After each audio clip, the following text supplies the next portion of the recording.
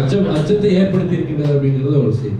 இன்னொரு செய்தி, இந்த அப்துல் கலாமுடைய செய்தியை படிக்கும்போது அறிவினால் ஆகுவதுண்டோ பெரிதுமே தன்னோய்ப்போல் ஒற்றாக்கடை என்ற அந்த திருக்குறளை படித்ததன் காரணமாக, அதனுடைய அந்த கருத்தை வாங்கியதன் காரணமாக அந்த செயற்கை கால்கள், அந்த போலியோவால் பாதிக்கப்பட்ட அந்த குழந்தைகளுக்கு செயற்கை கால்களை 4 கிலோ எடையுள்ள அந்த செயற்கை காலை வந்து அந்த அக்னி ஏவுகணை அந்த திட்டத்தில் ஈடுபட்ட அந்த அறிஞர்களோடு சேர்ந்து அது 400 கிராம் அளவுக்கு குறைத்து அந்த செயற்கைக்கோளை உருவாக்கியதற்கு ஒரு திருக்குறள் எனக்கு துணையாக இருந்தது அப்படிங்கும்போது இந்த திருக்குறள் எவ்வளவு வலிமையானது அப்படிங்கிறத நம்ம உணர்ந்து. அதே போல தான் சுப்பிரமணிய சிவா அவர்களுக்கும் 10 ஆண்டு கடுங்காவல் தண்டனையை கொடுத்தது அவர் சுட்டி காட்டிய அந்த வேலோடு நின்றான் இடுவென்றது போல கோலோடு நின்றான் இரவு.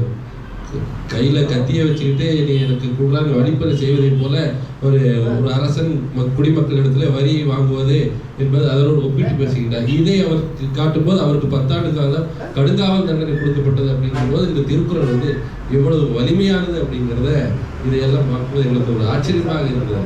அதை பதிவு செய்யணும். இன்னும் எவ்வளவோ செய்திகளை சொல்லலாம். இவ்வளவு தூரம் பொறுமையாக உங்களுடைய செவிகளை என்னிடம் ஒப்படைத்து அதற்கு பக்குவமான செய்திகளை கொடுக்க வைத்த வள்ளுவருக்கு இந்த நேரத்தில் நன்றி. அதே போல் இந்த கூட்டத்தை நிறைவாக செய்து எங்களுக்கெல்லாம் பெருமைப்படுத்த வேண்டும், சிறப்பு செய்ய வேண்டும் என்று கருதி அழகான ஒரு பொன் மாலை நேரத்தில் எங்களை சிறப்பு செய்த பல்லடம் தமிழ் சங்கத்திற்கு எத்தனை நன்றி சொன்னாலும் தருவேன். ஏன்னா இதெல்லாம் ஜென்னிஸ் கிளப்லையும் நாங்கள் போய் விருது வாங்கினோம். ஜென்னிஸ் கிளப் உங்களுக்கு தெரியும், நாங்களும் உள்ள போகிறக்கே தகுதி இல்லாத இடம். அப்பேற்பட்ட மாட மாளிகை கூட கோவிலும் இல்லை மூவேந்தர்கள் இருக்கிற இடம், செல்வர். ஆனால் அங்கே வாங்கின விருது எங்களுக்கு இனிக்கல, உண்மையாலுமே எனக்கு மனசுக்கு நெருக்கமாக இல்லை. ஆனால் இங்கே ஒரு சின்ன இடந்த புழுக்கந்த நெருக்கடித ஒரு துண்டு ஓடுறது கூட அது வள்ளுவரை போல தான், சின்ன குரல் தான். ஆனால் அது எவ்வளவு விரிந்த சிந்தனையை கொடுக்குது. அதே மாதிரி சின்ன இடந்த இந்த இடத்துலேருந்து எவ்வளவு விரிந்த சிந்தனைகள் போகுது அப்படிங்கிறத மிக முக்கியமானது. அந்த இடத்தில் அனைவருக்கும் ஒவ்வொருத்தராக சொன்ன நேரம் ஆயிரு, கதையை அளக்கிறது ரொம்ப நீளமாக போயிடுது. அதனால திருக்குறளும் உங்களுக்கு கதை அளந்துட்டேன்.